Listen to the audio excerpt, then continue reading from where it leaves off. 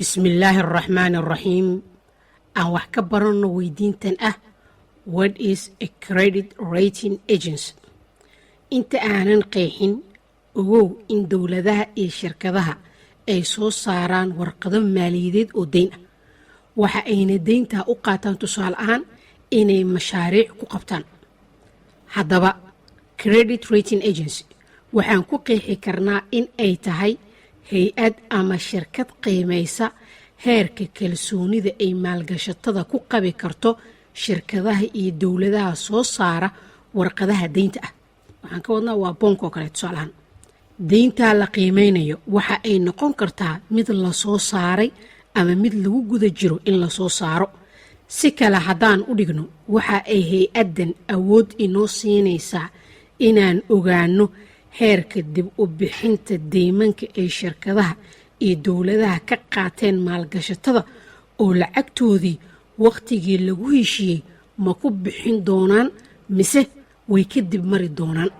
hay-adahan bixinaya qiimaynta deynta ee loo yaqaano credit rating agency waxa ay ku qiimeynayaan dowladaha iyo shirkadaha deynta qaatay inteebay la eg tahay kalsoonida lagu qabi karo inay ku bixiyaan deyntooda xilligii lagu heshiiyey.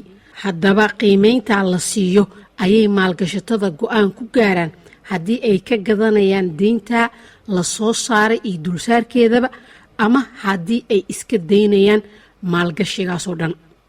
suuqa qiimeynta deymanka shirkadaha iyo dowladaha badi waxaa adeegooda bixiya 3 hay-adood oo waaweyn kuwaas oo haysta in ka badan 90%.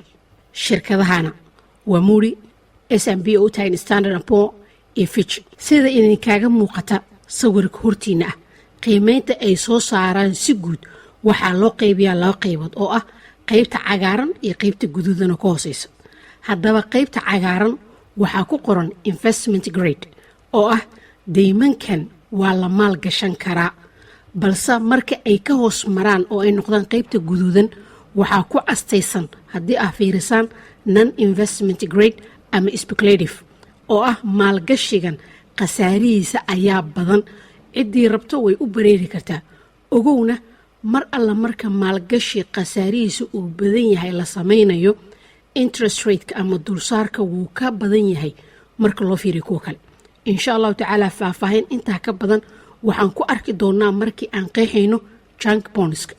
haddaba shirkadahan marka ay qiimeynayaan deymanka waxa ay ku asteeyaan sida xarfo, nambaro iyo calaamado. tusaalahaan oo kale AAA ama B- oo kaleeto ama A1 oo kale. ogow marka shirkadaha la siiyo qiimeynta waxaa ku imaan kara wax loo yaqaano upgrade ama downgrade oo haddaa fiirisaan 1 iyo 2 ayaa ku kala qoran. tusaale ahaan oo kaleeto marka shirkad la siiyo kale upgrade waa shirkad shalay haysatay oo kaleeto 2A ayay haysatay.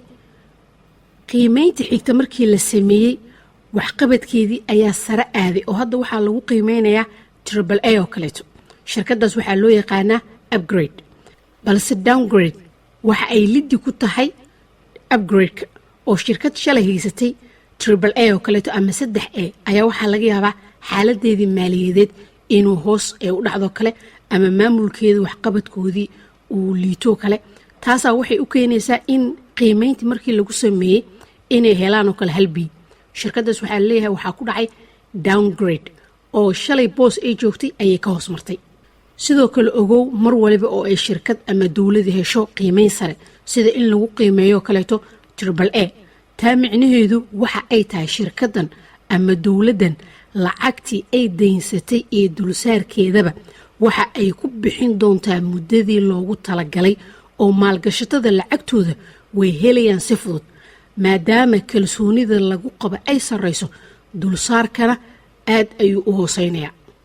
dhanka kale haddii dowlad ama shirkad la siiyo qiimeyn hoose taa micnaheedu waxa ay tahay in dowladdan ama shirkaddan aanay ku bixin doonin deyntii iyo dulsaarkiiba waqtigii loogu talagalay oo kalsoonida lagu qabo way hooseysaa.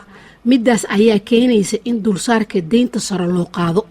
sidoo kale ogow hay-adahan qiimeeya deymanka shirkadaha iyo dowladaha way kormeeraan tayada deymanka oo shalay qiimeyn ay siiyeen shirkad ama dawlad ayaa waxaa laga yaabaa inay ka sara marto oo ay ku dhacdo upgrade ama inay ka hoos marto oo ay ku dhacdo downgrade.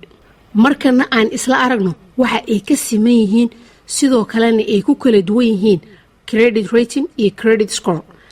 labadoodaba waxa ay ka siman yihiin in loo adeegsado in lagu qiimeeyo dhinacyada deynta qaadanaya, balse credit rating waxaa loo adeegsadaa in lagu qiimeeyo shirkadaha iyo dawladaha deynta qaadanaya, halka credit score loo adeegsado qiimeynta shakhsiyaadka deynta qaadanaya. xog dheeraada oo ku saabsan warqadaha maaliyadda, suuqa lagu kala iibsado warqadaha maaliyadda, warqadaha deynta sida boonko kaleeto, fadlan ka dhegeyso lifaaqyada hoose oo aan hadda kor kaga soo hadalnay. mahadsanidin waa inoo markale haddii rabbi idmo.